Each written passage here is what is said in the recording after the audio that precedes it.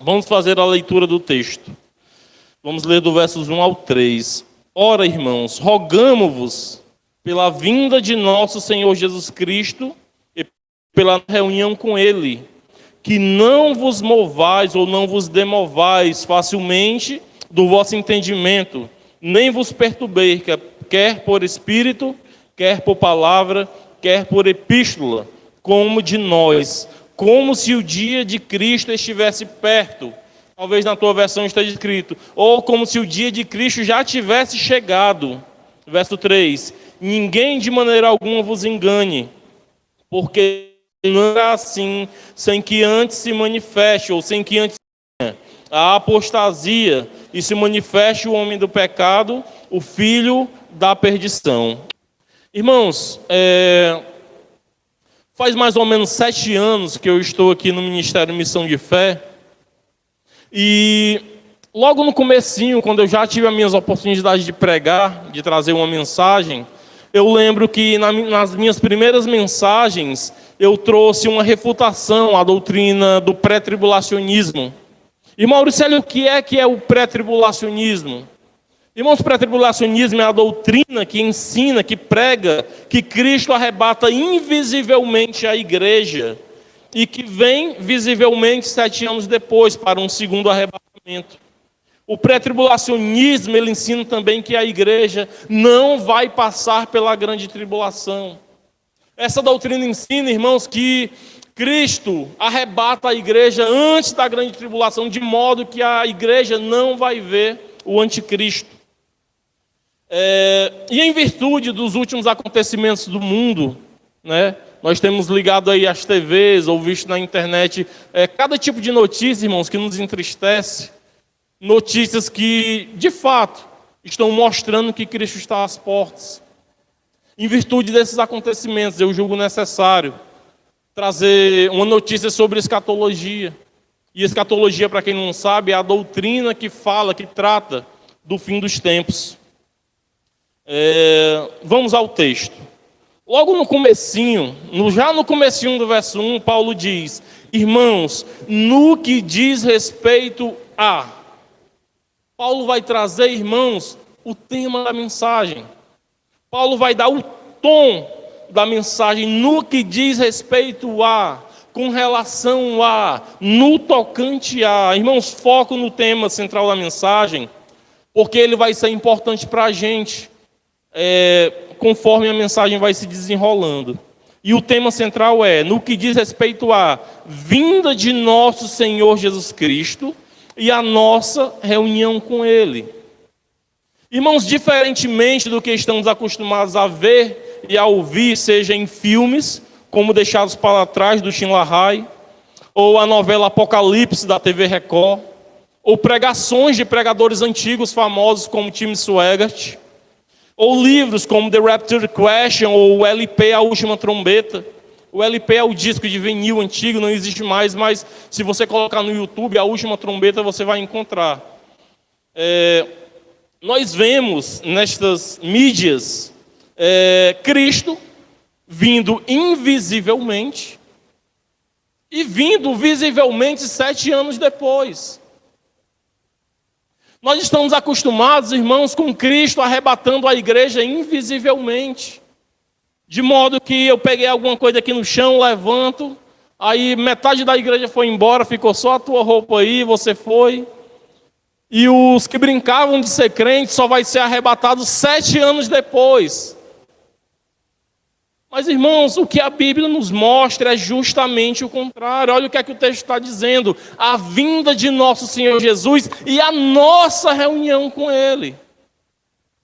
Nós podemos ver isso também em 1 Tessalonicenses capítulo 4, que diz: porque o mesmo Senhor descerá do céu com alarido, com a voz do arcanjo e com a trombeta de Deus. E os que morreram em Cristo ressuscitarão primeiro. Depois, nós, os que ficarmos vivos, seremos arrebatados, juntamente com Ele nas nuvens, a encontrar o Senhor nos ares. E assim estaremos para sempre com o Senhor. Irmãos, perceba a ordem. Cristo vem nos céus, vem nos ares, vem sobre as nuvens do céu e arrebata a igreja. Nós podemos ver também em Mateus capítulo 24, 30 e 31, Então aparecerá no céu o sinal do Filho do Homem, todas as tribos da terra se lamentarão, e verão vir o Filho do Homem sobre as nuvens do céu com poder e grande glória. Verso 31. E ele enviará os seus anjos com rígido clamor de trombeta, os quais ajuntarão seus escolhidos desde os quatro ventos, de uma a outra extremidade dos céus. Ou seja, irmãos, Cristo aparece nas nuvens do céu, então, somente então, a igreja é arrebatada. Essa é a ordem. Eu poderia citar aqui vários outros versículos, mas por conta do tempo eu não vou citar. Cristo vem e das nuvens ele arrebata a sua igreja. Outra coisa que podemos aprender sobre a vinda de Cristo, irmãos, a vinda de Cristo, vinda, no original grego é parousia. Parousia significa presença, aparecimento, chegada. Ou seja, irmãos, sobre a vinda de Cristo, com relação à vinda de Cristo, não tem nada de invisível. Será visível, com poder e grande glória. Todo olho o verá.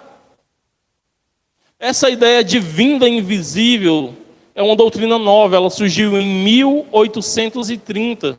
Antes disso, irmãos, os apóstolos, os pais da igreja, os reformadores, todos criam numa vinda visível, com poder e glória. E dos ares, Cristo arrebata a sua igreja. Todos criam assim.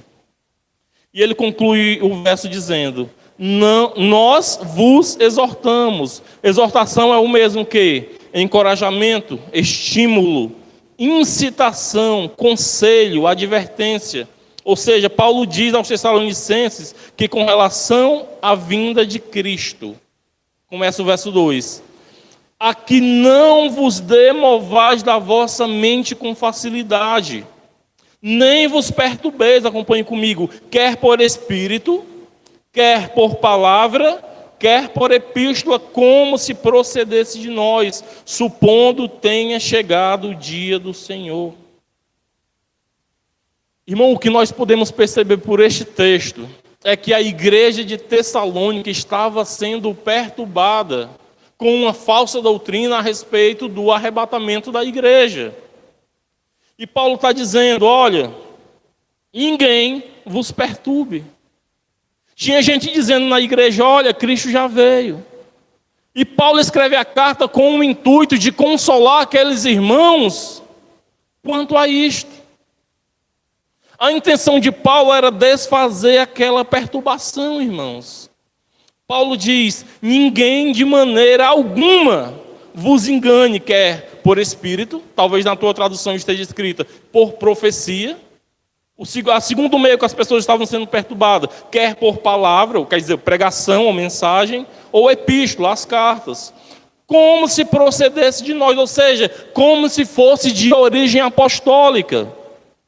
Irmãos, perceba como uma visão equivocada a respeito da vinda de Cristo causa transtorno dentro de uma congregação. Com relação à vinda de Cristo, nós temos que ter nas nossas mentes a doutrina correta. Porque a igreja de Tessalônica estava sendo perturbada com uma falsa doutrina. Tinha gente dizendo que Cristo já veio, aquela igreja passava por uma perseguição tão grande. E ainda tinha gente dizendo que Cristo já veio e a igreja estava perturbada. Cristo já veio e eu fiquei, como assim? Aí Paulo escreve justamente com o intuito de desfazer aquela heresia, irmãos. Perceba como uma visão equivocada sobre o fim dos tempos traz transtorno dentro da igreja. Tanto é que Paulo escreve a Timóteo sobre a 2 homens que estavam disseminando esta heresia dentro da igreja. São eles, Himeneu e Fileto. 2 Timóteo, capítulo 2, está escrito: além disso, a linguagem deles corrói como câncer, entre os quais se inclui Himeneu e Fileto. Estes se desviaram da verdade, asseverando que a ressurreição já se realizou, e estão pervertendo a fé de alguns. Aqueles 2 homens dentro da congregação estavam dizendo: olha, Cristo já veio, a ressurreição já aconteceu. Hoje, irmãos, nós temos uma heresia chamada preterismo. Irmão Auricélio, o que é preterismo? É a heresia que diz que Cristo já veio no ano 70. Paulo diz sobre esses que dizem que Cristo já veio, que a palavra deles corrói como câncer. Paulo diz que os tais se desviaram da verdade. Paulo diz, irmãos, que estes perverteram a fé de alguns. Olha só o perigo que uma falsa doutrina sobre a vinda de Cristo traz para dentro da igreja.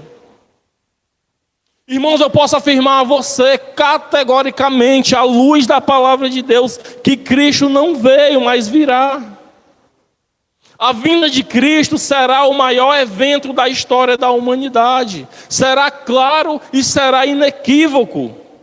Com relação à vinda do Senhor Jesus, irmãos, ninguém terá dúvidas. Todos terão certezas.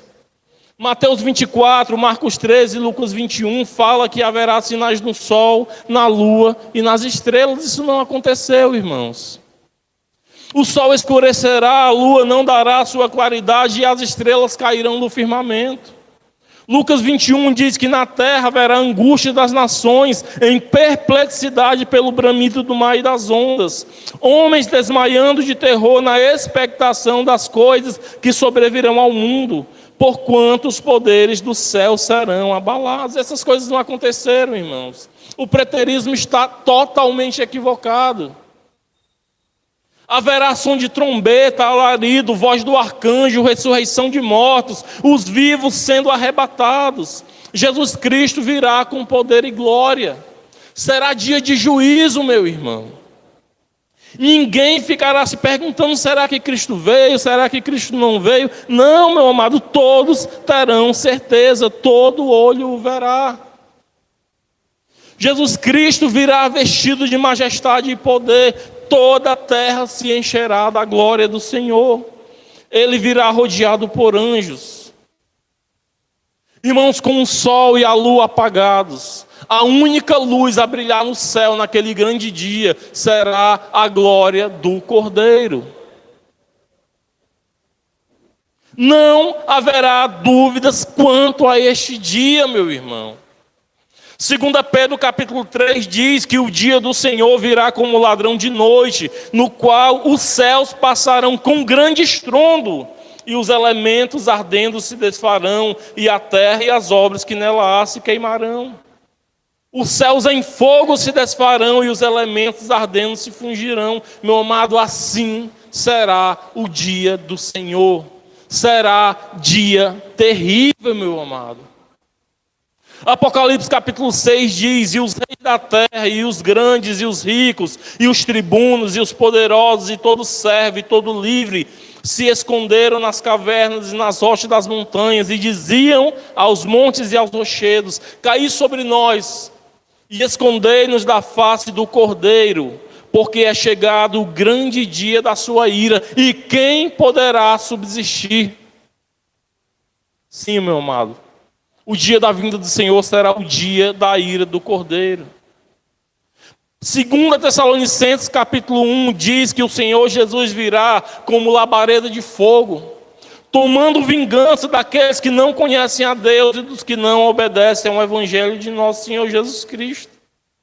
Meu amado, esta é a descrição do retorno de Cristo a esta terra. Esta é a maravilhosa e poderosa descrição. Assim será o dia da vinda do Senhor.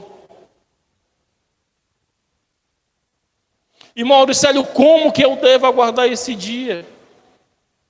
Como deve ser o meu comportamento até lá? 2 Pedro capítulo 3, verso 11 diz: havendo, pois, de perecer todas essas coisas, que pessoa vos convencer em santo trato e piedade? Verso 14 diz: pelo que, amados, aguardando estas coisas, procurai que deles sejais achados, imaculados e irrepreensíveis em paz. Verso 17: Vós, portanto, amados, sabendo isso de antemão, guardai-vos de que pelo engano dos homens abomináveis sejais juntamente arrebatados e descaiais da vossa firmeza, antes crescei na graça e no conhecimento de nosso Senhor Jesus Cristo.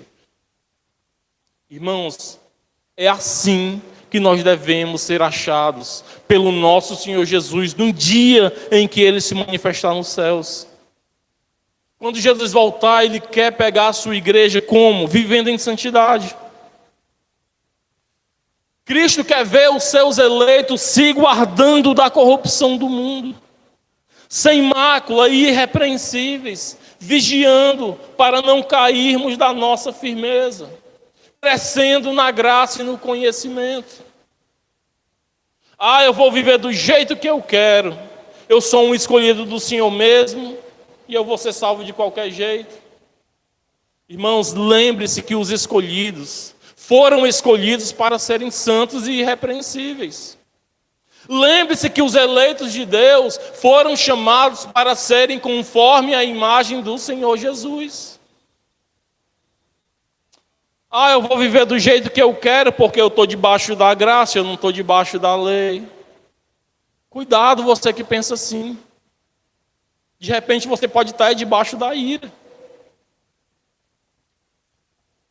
Apocalipse capítulo 21 diz: e olhai por vós para que não aconteça que o vosso coração se carregue de glutonaria e de embriaguez, e dos cuidados da vida, e venha sobre vós de improviso aquele dia.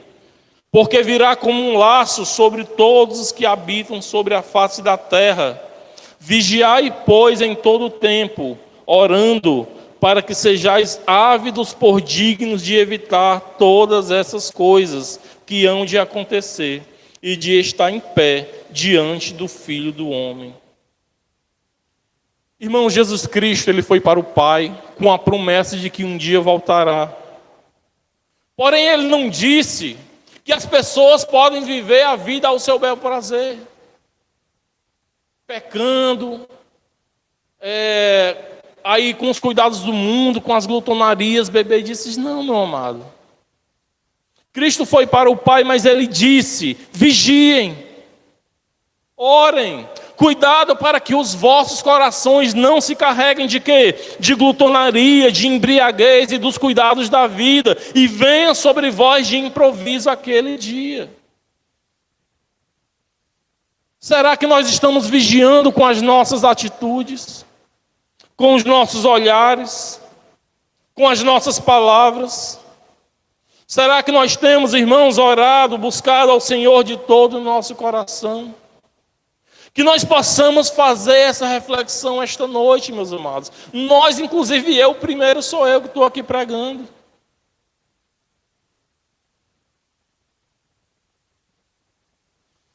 Irmãos, nós já falamos sobre a vinda de Jesus. Agora nós falaremos dos sinais que antecedem a sua vinda. Verso 3, acompanhem comigo. Ninguém de modo algum vos engane, porque isso não acontecerá, ou não será assim, talvez esteja na tua versão. Não será assim o quê, irmão Auricélio? Irmão, lembra do tema central da mensagem, que eu disse para você não esquecer lá no começo? O tema central é a vinda de Cristo. Não será assim o quê? Cristo não virá sem que, acompanhe comigo o restante do verso, sem que primeiro venha a apostasia e seja revelado o homem da iniquidade, o filho da perdição. A vinda de Cristo, meus amados, será precedida por dois sinais, por vários sinais. Pestes, fomes, terremotos, guerra, nação contra nação, reino contra reino, surgimento de falsos profetas, como nós podemos ver nos sermões escatológicos de Mateus 24, Marcos 13 e Lucas 21. Porém, aqui em 2 Tessalonicenses, capítulo de número 2, Paulo vai dar os dois últimos sinais a se cumprirem antes do retorno do Senhor Jesus. E são eles: primeiro, a apostasia, e segundo, o surgimento, ou o aparecimento do homem da iniquidade, o filho da perdição. Vamos falar sobre a apostasia. Apostasia significa renúncia de uma religião ou crença, abandono da fé, renegação, separação. Apostasia é o ato de renunciar a um partido, uma doutrina ou uma teoria. Porém, a apostasia que o texto se refere, meu amado, significa o abandono da fé e das verdades bíblicas.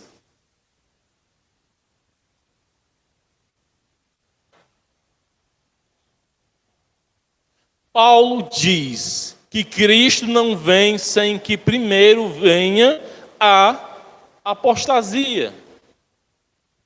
Meu amado, perceba o artigo definido. Paulo não fala de uma apostasia. Paulo fala que virá a apostasia. A maior de todas as apostasias. Uma apostasia sem precedentes. E Mauricélio, como que surge a apostasia? Eu faço aqui uma pergunta, primeiro. Será que nós estamos vendo a apostasia? Precisa nem responder, meu irmão Jacques? 2 Timóteo, capítulo 4, diz: mas o Espírito expressamente diz que nos últimos tempos apostatarão alguns da fé, dando ouvidos a espíritos enganadores e a doutrinas de demônios. Meu amado, a apostasia, ela surge porque muitos preferem a dar ouvidos a espíritos enganadores e a doutrinas de demônios do que permanecer nas verdades bíblicas escriturísticas. Assim surgem as heresias. Gálatas capítulo 5, falando sobre o fruto da carne, ele diz que a apostasia é pecado. Eu tenho até aqui uma frase do pastor Jardel: a apostasia é o fruto da heresia. O irmão estava pregando aqui, o irmão Raul, o pastor Jardel me falou essa frase, eu achei bastante interessante. E eu achei coerente trazer ela para cá. A apostasia é o fruto da heresia. Assim como uma mangueira produz manga e uma macieira produz maçã, a heresia produz apóstatas. Perceba que não estamos falando aqui de alguém que abandonou uma congregação e foi para o mundo, meu amado. A apostasia que a Bíblia geralmente se refere é alguém que, mesmo tendo cargos dentro da igreja, abandonou a falsa doutrina, irmão Jacques, para pregar doutrinas de perdição. São pessoas que mesmo na igreja se desviaram da verdade. O apóstata é aquele que se apartou da sã doutrina, meu querido. É aquele que prega versículos isolados para trazer a sua verdade. E tem gente que acha que esses homens são homens de Deus. Porque pregam, falam de Deus, porque trazem versículos isolados. Mas o próprio diabo em Mateus capítulo 4 fala que o diabo, ele também pregou versículos.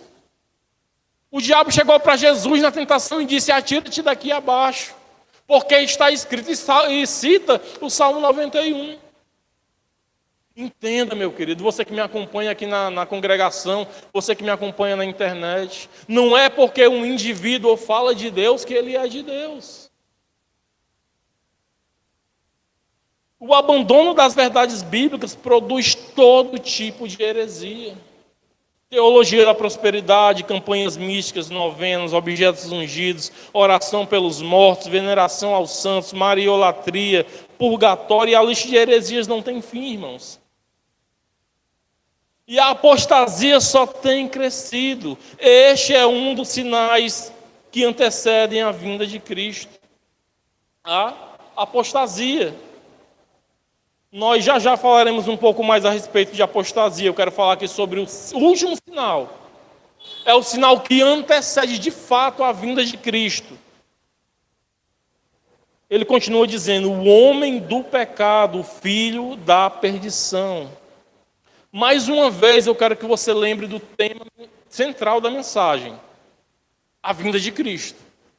Ele está dizendo, a vinda de Cristo. O pré-tribulacionismo diz que a igreja é arrebatada antes do surgimento do anticristo. Né? Nós vemos que a igreja, nós vemos nos filmes, a igreja primeiro é arrebatada, depois surge o anticristo. Irmão, mas preste atenção no texto. O texto é claro em dizer: não tem arrebatamento sem que venha a apostasia e se manifeste o homem do pecado. Cristo não virá sem que o anticristo apareça, meu irmão.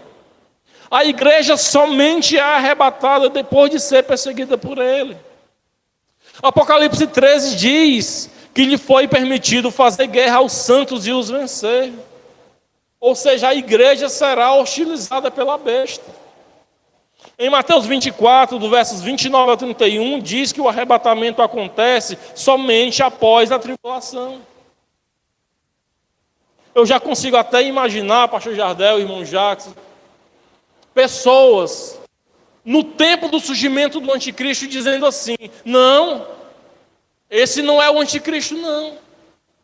Essa não é a marca da besta não, porque o arrebatamento ainda não aconteceu.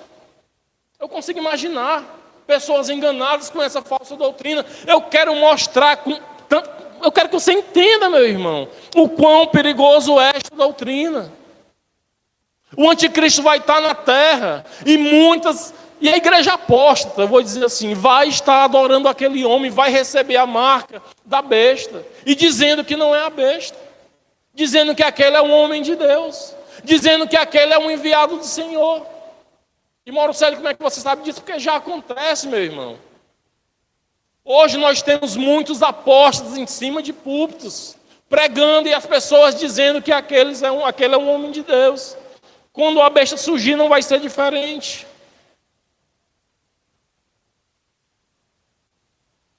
Porém, irmãos, todos os escolhidos do Senhor estarão ligados quando o anticristo aparecer.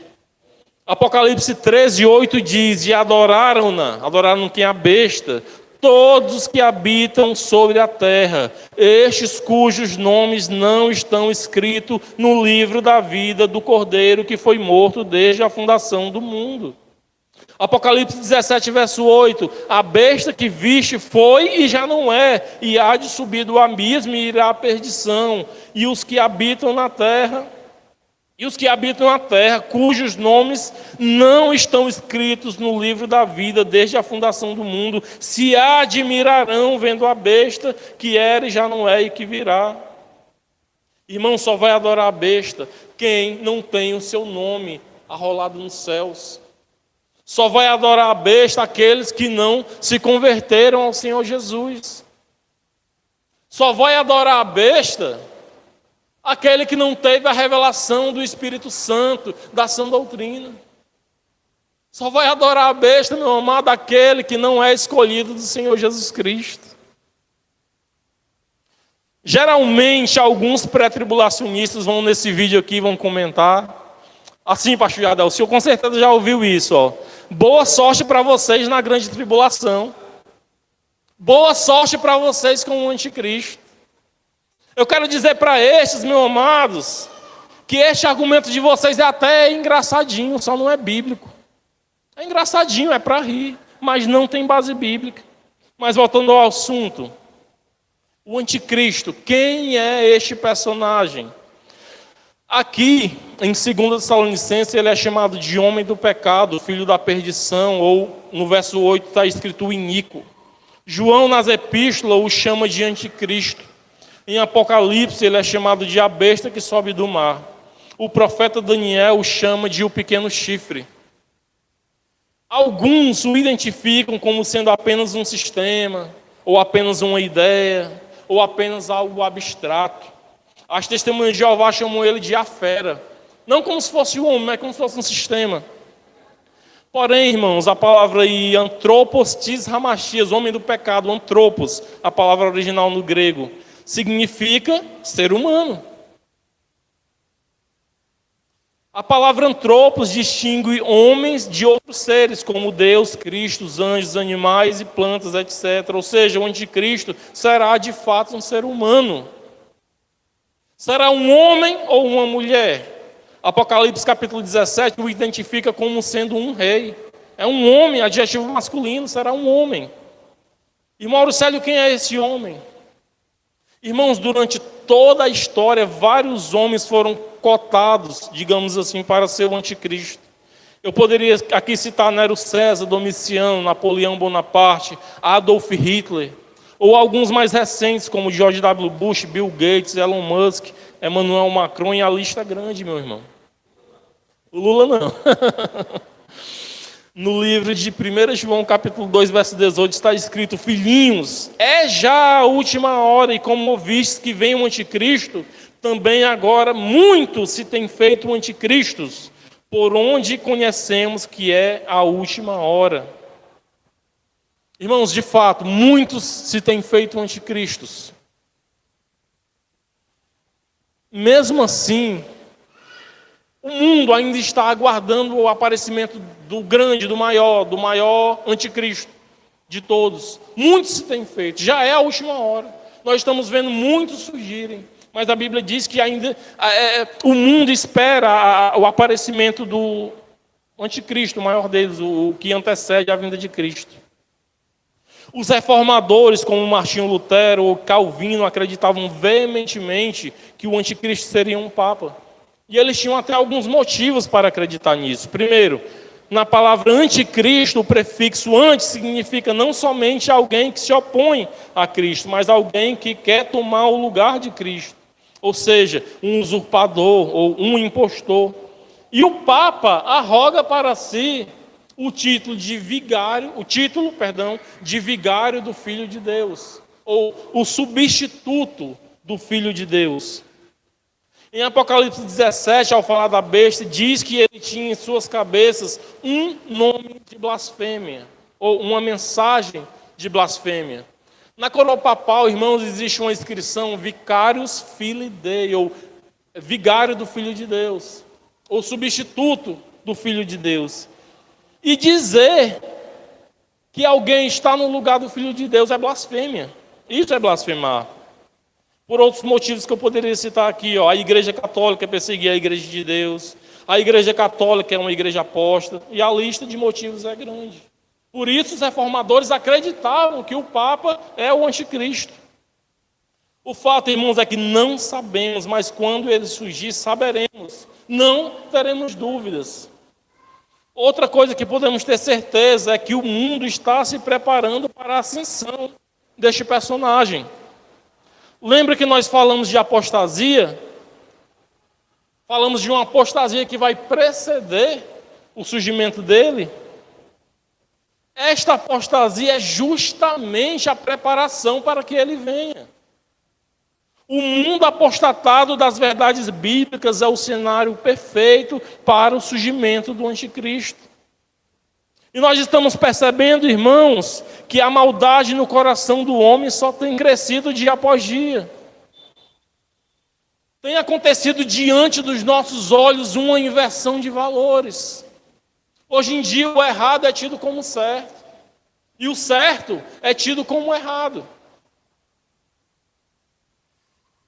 A perversidade, irmãos, tem atingido níveis alarmantes. Você que está ligado nas notícias, você viu aí, um rapaz invadiu uma creche, matou 4 crianças, feriu 5. Irmão, olha o nível da maldade do coração do homem, olha o nível de perversidade que o ser humano é capaz de chegar. Olha o nível de maldade que o ser humano tem atingido, meu irmão. Jesus fala que os dias da vinda do Senhor será semelhante aos dias de Noé, será semelhante aos dias de Ló. Meu irmão, por que é que você acha que Deus mandou o dilúvio? Por que é que você acha que Deus mandou fogo sobre as cidades de Sodoma e Gomorra? Porque a maldade do homem tinha atingido níveis alarmantes. Eu poderia fazer uma pergunta aqui: será que nós estamos iguais aos dias de Ló? Será, irmão, que nós não estamos iguais aos dias de Noé? Só não vê quem não quer, meu irmão. Você precisa estar numa cegueira espiritual tão terrível para não ver o que está acontecendo diante dos nossos olhos. Tem sido implantado na mente das pessoas ideologias diabólicas. Além disso, meus irmãos, o mundo está um caos. O mundo passa por desabastecimento de alimentos e combustíveis em muitos países. Novas doenças têm surgido com o passar dos tempos. Nós temos uma guerra acontecendo no mundo e de vez em quando o presidente daquele país ameaça com uma guerra nuclear. Cenário perfeito para a vinda do anticristo. O mundo precisa estar um caos para que ele apareça como um salvador. O mundo clama por um salvador. E ele virá, irmãos, para dar ao mundo uma falsa paz, uma falsa prosperidade. Eu já estou partindo aqui para a conclusão da mensagem.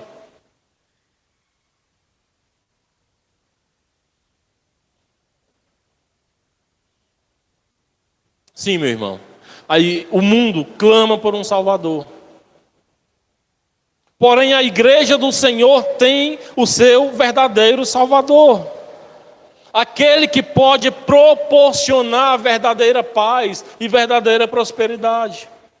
Apocalipse capítulo 13 diz que ao anticristo foi permitido fazer guerra aos santos e os vencer. Porém, meu amado, o único mal que ele pode causar à igreja é a morte física. E a morte do crente representa a sua entrada na eternidade. E para você que tem medo do anticristo, eu conheço gente que tem medo de ler Apocalipse. Eu conheço gente que tem medo só de ouvir falar no anticristo. Para você que tem medo do anticristo, 2 Tessalonicenses capítulo 2, verso 8, acompanhe comigo aí, lá no verso 8. E então será revelado o iníquo, a quem o Senhor Jesus desfará pelo sopro de sua boca e aniquilará pelo esplendor da sua vida. Irmãos, o Senhor Jesus o desfará pelo sopro de sua boca. É uma figura de linguagem para dizer que ele será derrotado muito facilmente. A sentença desse já foi dada. Ele será derrotado com muita facilidade. Ele será aniquilado pelo esplendor do aparecimento de Jesus Cristo, meu amado. Apocalipse 13 diz que o dragão, que é Satanás, deu-lhe o poder e o seu trono e grande poderio. Porém, Satanás já é outro derrotado. Deus já deu a sentença de Satanás lá no Éden. Do pó comerá todos os dias da tua vida. Jesus já deu a sentença de Satanás lá na cruz, quando ele disse: está consumado. Meus amados, Deus nos guardará dentro da tribulação. Deus nos perseverará e não deixará que nenhum dos seus se percam. Quanto à trindade satânica, o dragão, a besta e o falso profeta, vejamos o seu fim, Apocalipse 19, verso 20. E a besta que foi presa, com ela o falso profeta, que diante dela fazia os sinais que os enganou, e os que receberam o sinal da besta e adoraram a sua imagem. Estes dois foram lançados vivos no lago que arde com fogo e enxofre. Apocalipse capítulo 20, verso 10. E o diabo que os enganava foi lançado para dentro do lago de fogo e enxofre, onde a besta e o falso profeta, onde já estavam a besta e o falso profeta, e de dia e de noite serão atormentados para todo o sempre. Este será o destino do dragão, da besta e do falso profeta. E Mauricélio, quanto a nós, igreja do Senhor, e quanto a nós que vigiamos com a nossa vida e renunciamos o pecado, e quanto a nós que oramos e buscamos o Senhor fervorosamente, de todo o nosso coração, o que será de nós? Você, igreja do Senhor, reinará com Cristo pelos séculos dos séculos. Esta é a grande e maravilhosa promessa para os crentes, para os salvos, para os eleitos, para aqueles que lavaram suas vestes no sangue do Cordeiro. E a mensagem de Jesus para nós, quero concluir já, irmão, com esse versículo, Apocalipse 3:11. Eis que venho sem demora, guarda o que tens, para que ninguém roube, para que ninguém tome a tua coroa. Irmãos, não sei se eu passei muito do tempo, mas é uma mensagem para alegrar o nosso coração, irmãos. Falar da vinda de Cristo deve ser a mensagem que mais alegre o teu coração. Enquanto nós estamos aqui esta noite para falar sobre a vinda de Cristo e as mansões celestiais, neste momento tem falso pastor prometendo para as pessoas que elas vão ser ricas, que elas vão ser prósperas. Mas nós ouvimos esta noite que nós já somos ricos e prósperos da graça de nosso Senhor Jesus. Vamos louvar ao Senhor.